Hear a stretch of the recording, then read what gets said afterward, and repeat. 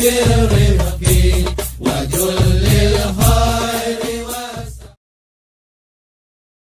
الحمد لله رب العالمين.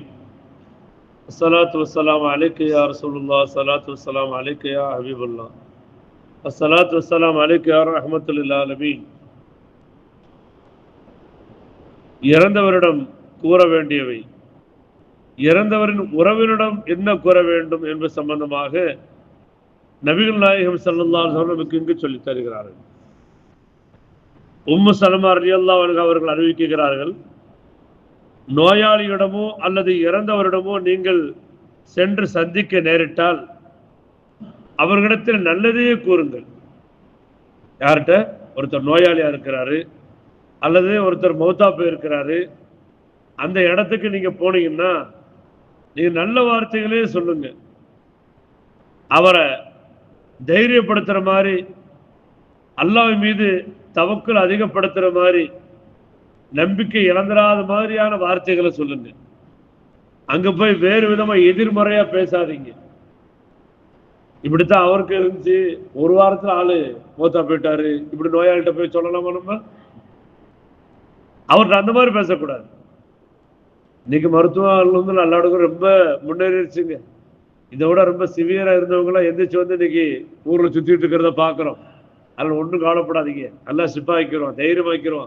இந்த மாதிரியான வார்த்தைகள் தான் சொல்லணுமே தவிர என்ன செஞ்சு அப்படியா, அது ரொம்ப ஆபத்தாச்சு, ரொம்ப டேஞ்சர் ஆச்சு, நீங்க வேற ஏதாவது பெரிய டாக்டரை போய் பாருங்களேன், அப்படி இப்படின்னு சொல்லி அவருடைய நோயை வியாதியை ரொம்ப பெருசாக்கி அவருடைய மனசை என்ன செஞ்சிடக்கூடாது, நம்பிக்கை இழக்கிற மாதிரியான வார்த்தைகள் நம்ம சொல்லிடக்கூடாது.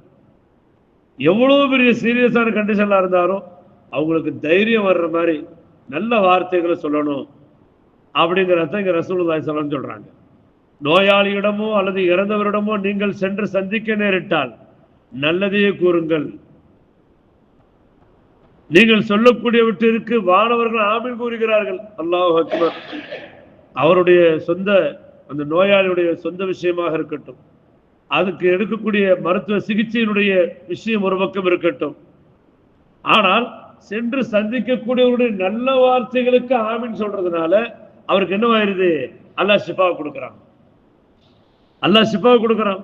ஏன்னா மலக்குமார்கள் ஆமீன் சொல்றாங்க என்று நபிகள் நாயகம் ஸல்லல்லாஹு அலைஹி வஸல்லம் கூறினார்கள். அப்போதான் உம்மு சலமா ரலியல்லாஹு அன்ஹா அவங்க சொன்னாங்க, வந்து யா ரசூலுல்லாஹ், இறைத்தூதர் அவர்களே, அபூ சலமா இறந்து விட்டார்கள், எனது கணவர் இறந்து விட்டார்கள் என்ற செய்தியை நான் கூறினேன். அதற்கு நபிகள் நாயகம் ஸல்லல்லாஹு அலைஹி வஸல்லம் அவர்கள் இவ்வாறு சொன்னார்கள், இன்னா லில்லாஹி வ இன்னா இலைஹி ராஜிஊன், அல்லாஹும்ம அஜிர்னி ஃபீ முஸீபத்தி வ குலுஃப் லீ கைரம் மின்ஹா இல்லா அஜ்ரஹு அல்லாஹு தஆலா ஃபீ முஸீபத்தி வ அக்லிஃப் லஹு கைரம் மின்ஹா அப்படின்னு துவா செஞ்சாங்க. அதாவது இந்த துவாவுக்கு என்ன பொருள் அப்படின்னு சொன்னா, பொதுவா இன்னா லில்லாஹி வ இன்னா இலைஹி ராஜிஊன், எந்த ஒன்று நம்மை விட்டு தவறினாலும் அல்லது ஏதாவது ஒரு சோதனை ஒரு ஏற்பட்டாலோ நம்ம சொல்ல வேண்டிய வார்த்தை இது. மௌத்துக்கு மட்டும் சொல்லக்கூடிய வார்த்தை அல்ல. இதா அசாபத்துஹும் முஸீபத்துன், உங்களுக்கு ஏதாவது ஒரு சோதனை, ஒரு பதட்டம், ஒரு பிரச்சனை உங்களை தொட்டு விட்டால் நீங்க என்ன சொல்லணும், இன்னா லில்லாஹி வ இன்னா இலைஹி ராஜிஊன். அப்போ இந்த வார்த்தையை சொல்லணும். நாங்க கையில இருந்து தவறு ஒரு பொருள் விழுந்து உடையுது, இன்னா லில்லாஹி வ இன்னா இலைஹி ராஜிஊன் சொல்லுங்க. பேசிக்கிட்டே இருக்கும், டப்புன்னு மைக்கு ஆஃப் ஆயிருது, இல்லாட்ட கரண்ட் போயிருது, இன்னா லில்லாஹி வ இன்னா இலைஹி ராஜிஊன் சொல்லுங்க. திடீர்னு பாக்கெட்ல வச்சிருந்த ஒரு பேனாவை காணோம், கண்ணாடியை காணோம், வீட்டு சாவியை, பைக் சாவியை எங்க வச்சேன்னு தெரியல, இன்னா லில்லாஹி வ இன்னா இலைஹி ராஜிஊன் சொல்லுங்க. ஏன்னா இதெல்லாம் நம்மளை பதற வைக்கக்கூடிய ஒரு பதஷ்டத்திற்குண்டான ஒரு காரியம். இது ஒரு வகையான சோதனை, இது ஒரு வகையான முசீபத். அப்ப இந்த சமயத்திலும் கூட நம்ம என்ன சொல்லணும், இன்னா லில்லாஹி வ இன்னா இலைஹி ராஜிஊன் அப்படிங்கிற வார்த்தையை நம்ம சொல்லணுங்கிறத ரசூலுல்லாஹ் சொல்லிட்டு உம்மு சலமா ரலியல்லாஹு அன்ஹு சொன்னாங்க. அபூ சலமா ரலியல்லாஹு அன்ஹு அவங்க இறந்த செய்தியை கேள்விப்பட்டுட்டு ரசூலுல்லாஹி ஸல்லல்லாஹு அலைஹி வஸல்லம் என்ன சொன்னாங்க, இன்னா லில்லாஹி வ இன்னா இலைஹி ராஜிஊன் சொல்லிட்டு மேற்கண்ட இந்த துஆவையும் சொன்னாங்க. என்ன துஆ இதனோட அர்த்தம் சொன்னா, நிச்சயமாக நாம் அல்லாஹ்வுக்குரியவர்கள், அவன் பக்கமே மீளுபவர்களாக இருக்கிறோம். யா அல்லாஹ், என் சோதனையில் எனக்கு நற்கூலியை தருவாயாக, அதைவிட சிறந்தது எனக்கு பகரமாக ஆக்குவாயாக என்று கூறினாள்.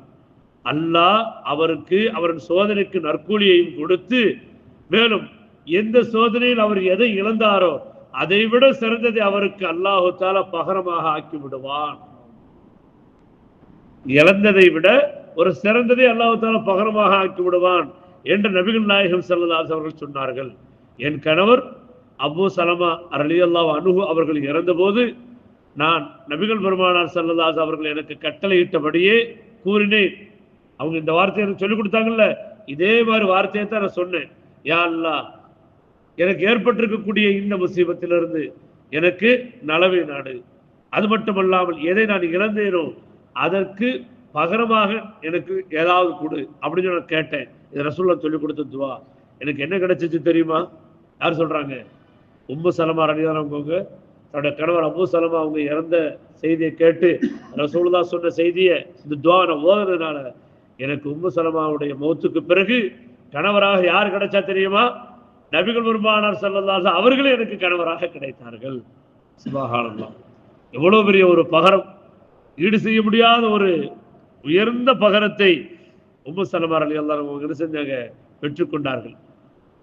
அல்லாஹு தஆலா எனது இறந்த அபூ சலமா என்ற அந்த கணவரை விட சிறந்தவரான நபிகள் பெருமானார் ஸல்லல்லாஹு அலைஹி அவர்களையே எனக்கு கணவராக அல்லாஹ் ஆக்கினான் என்று சொல்லக்கூடிய இந்த ஹதீஸ் முஸ்லிம் ஷரீஃபில் பதிவு செய்யப்பட்டிருக்கு. அப்போ நம்ம நோயாளிகளை நலம் விசாரிக்க போகணும்னு சொன்னா அவங்களுக்கு என்ன சொல்லணும்? நீங்க தைரியமா இருங்க, ஒன்றாகாது, சரியா போயிடும். ஆமா, பாவம் அவங்களுடைய வேதனைகளை நம்மகிட்ட சொல்லுவாங்க, அப்படி இருக்குது இப்படி இருக்குது, பாவம் ரொம்ப கஷ்டத்துல புலம்புவாங்க. நீங்க ஒன்றும் கவலைப்படாதீங்க, கூடிய சீக்கிரம் குணமாகி வர்றீங்களா இல்லையா மட்டும் பாருங்க. இன்ஷா அல்லாஹ் அல்லாஹ் உங்களுக்கு ஷிஃபா தரும், கவலைப்படாதீங்க. இதை விட ரொம்ப ரொம்ப ரொம்ப அன்கண்டிஷன்ல இருந்தவங்கள இன்னைக்கு நல்லா இருக்கிறாங்கிற மாதிரி அவங்களுக்கு தைரியத்தை சொல்லணும், நல்ல வார்த்தைகளை சொல்லணும். அதே மாதிரி மௌத்தா போனவங்க வீட்டுக்கு போனாலும் அவங்களுக்கு ஆறுதலான வார்த்தையை சொல்லணும்.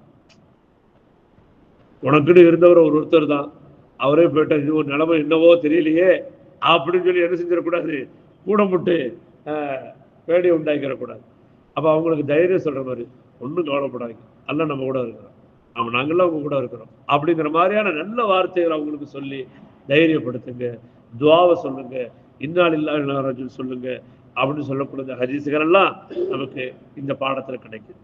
இது விஷயமாக இன்னும் இன்னும் பல பல தகவல்கள் நாம் தெரிந்து கொள்ள வேண்டிய பல செய்திகளை நபிகள் பெருமானார் ஸல்லல்லாஹு அலைஹி வஸல்லம் வரிசையாக சொல்லித்தர்றாங்க. என்ன சொல்ல வர்றாங்கிறது இன்ஷா அல்லாஹ் வரக்கூடிய நாட்களில் பார்க்கலாம். அல்லாஹ் ரப்பல் ஆலமீன் எதை சொன்னோம் எதை கேட்டோம் அதனுடைய விலங்கி அமல் செய்யக்கூடிய நன்மக்களாக மேன்மக்களாக நம் அனைவரையும் புரிந்து கொள்வானாக. சுப்ஹானல்லாஹி வபிஹம்திஹி சுப்ஹானக்கல்லாஹு வபிஹம்திக வனஷ்ஹது அல்லா இலாஹ இல்லா அன்த வனஸ்தக்ஃபிருக வனதூபு இலைக். ஆமீன். சுப்ஹான ரப்பிக ரப்பில் இஸ்ஸத்தி அம்மா யசிஃபூன் வஸ்ஸலாமு அலல் முர்ஸலீன் வல்ஹம்துலில்லாஹி ரப்பில் ஆலமீன். ஸல்லல்லாஹு அலா முஹம்மது ஸல்லல்லாஹு அலைஹி